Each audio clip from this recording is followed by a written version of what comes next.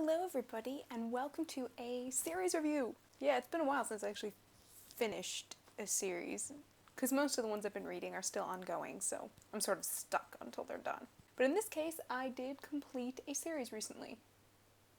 I really hope it's done, because if there's a fourth book coming out, I'll feel really, really stupid. But I'm going to say for now it's complete. And that series is the Cemetery of Forgotten Books series by Ruiz, Zafon, encompassing The Shadow of the Wind, The Angel's Game, and The Prisoner of Heaven.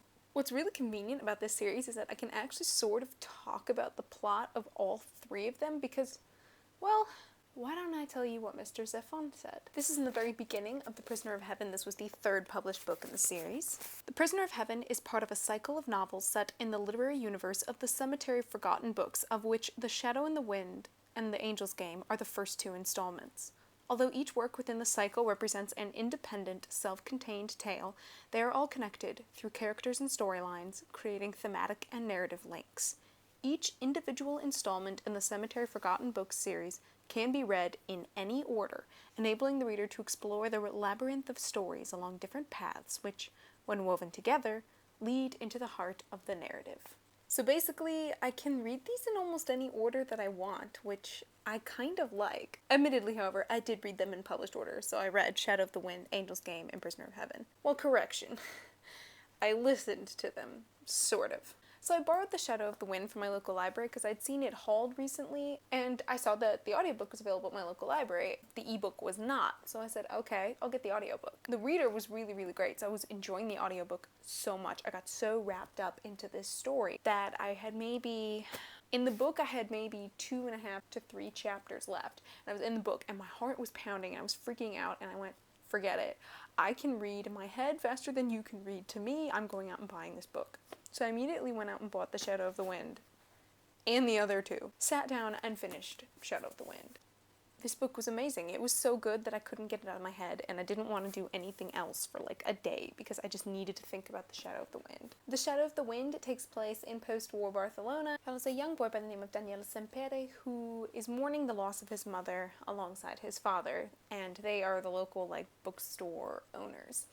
And so one day his father, to help his son sort of cope with the death of his mother and how hard that has clearly hit the family, he takes him to this place, this secret little place down its own little maze called the Cemetery of Forgotten Books. And they have this thing in the Cemetery of Forgotten Books where, in order to be considered a member of them, the first book that you pick off the shelf, you know, that's the one that calls for you. You take that book and you kind of have to like protect it for the rest of your life. It becomes your book that you use safe and sacred. And Daniel happens to pick up a book called The Shadow of the Wind by Julián Carax. Daniel reads this book and loves it, becomes obsessed with it, even to when he is a young man, which is where we pick up with him as well. But when reading this book, he kind of stumbles upon a mystery. Because he loves this book so much, he wants to find more books by Julián Carax, and he wants to know more about Julián Carax.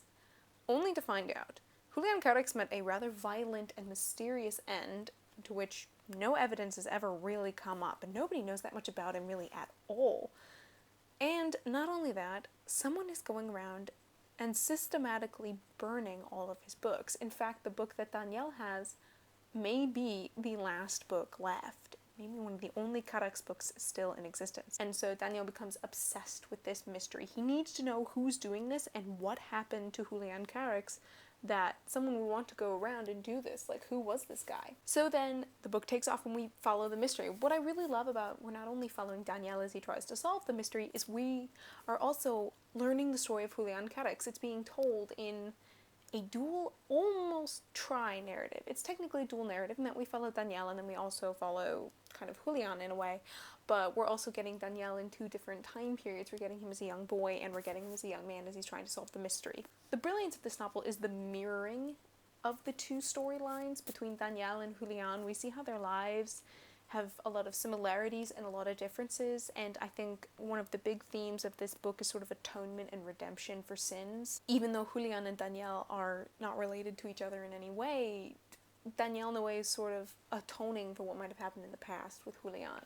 I think it's really, really cool the way it's done, and it's such an engrossing mystery. Also, this is something that carries through all 3 books, the tone and the gothic elements of the story. If gothic film noir could be a book, it would be all three of these, but really especially The Shadow of the Wind. The Shadow of the Wind is so gothic and noirish in its characters and its setup and its description of Barcelona, which I have admittedly never been to. I had the chance to probably go a year ago, but I didn't. The description of post-war Barcelona is so beautifully moody and dark. It's not this like bright, colorful place that we sort of think of it now. It's more this, it's in recovery mode because it's after World War II. And it's a lot more dangerous and dark and moody and depressed at times. But whatever the case, the characters were amazing, the writing is so good, the mystery is great, and when it gets revealed and as it goes on, I mean, I was on the edge of my seat. I had to go and buy this, and I was gasping by the end of it. I was just like, ugh.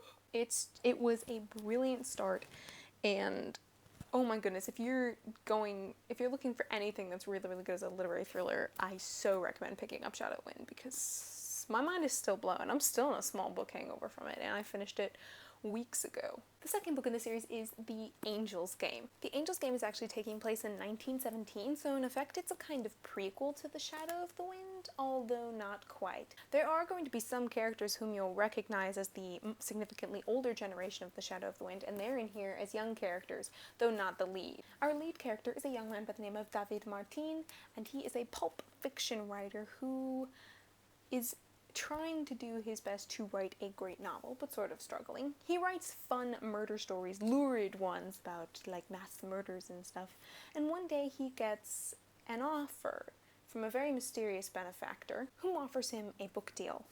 He sort of tells him, you're going to be writing this book and it's going to be considered basically the greatest book ever written. It's going to be your masterpiece. It'll surpass even the man who's your mentor. There's a big side story with the mentor in terms of David sort of writing his masterpiece for him and getting no credit for it, and a love triangle and things. But the focus is primarily on David while he's trying to write this story. The issue is somebody has tried before him. There's another murder mystery. The difference is you don't get so much of the dual narrative as you do with Shadow of the Wind. In Shadow of the Wind, we were also sort of following Julián Carax, and we'd follow him for long passages. In this one, we're hearing it strictly through David. And the reason we're hearing this strictly through David is because this is written almost like it's a memoir. It's kind of interesting. I will say the gothic elements are definitely huge in this one. In fact, probably even more prevalent than in The Shadow of the Wind. It feels less noir, more gothic. And I will say, I don't think I liked this one as much as Shadow of the Wind, probably because it delved really far at times into the realm of, okay. You would have a couple moments like that in Shadow of the Wind, but it would immediately be undercut by a sense of realism and sort of figuring out, oh, it was just this, got it. Whereas in The Angel's Game, there's a little less explanation to things that are going on, and it feels a bit more leaning on the side of the supernatural. Whatever the case, it was still a really, really good book, and I liked following David, and the ending sort of had me kind of scratching my head in both good and bad ways. I wasn't really sure how much of it to believe, because there's a lot of the sense of the unreliable narrator in this book, but at the same time, I was simultaneously happy and sad. It was kind of a good bittersweet feeling.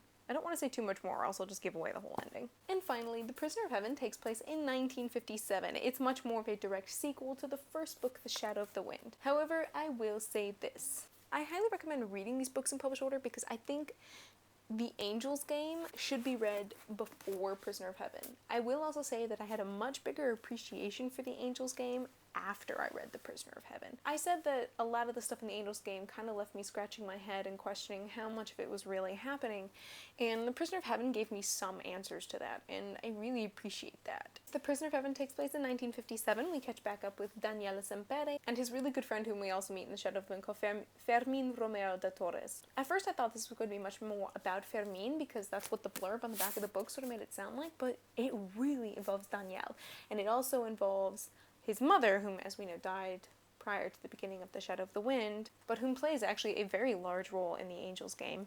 And we learn a lot more about her when a mysterious figure from Fermin's past returns and sort of starts throwing it down Count of Monte Cristo style. My reference to the Count of Monte Cristo is very deliberate because actually the first time that we meet this mysterious figure, he comes into Danielle's bookshop and buys their like beautiful, expensive, illuminated edition of the Count of Monte Cristo and says, gives this to Fermin and has a note. And there's like treasure and revenge and things like that. So it's very reminiscent of the Count of Monte Cristo. It is also the shortest of the three novels. In comparison to the other two, this is a slip of a book. I mean, look at that. Look at it. It's tiny. It's like half the size of these two books. I did really like this book a lot.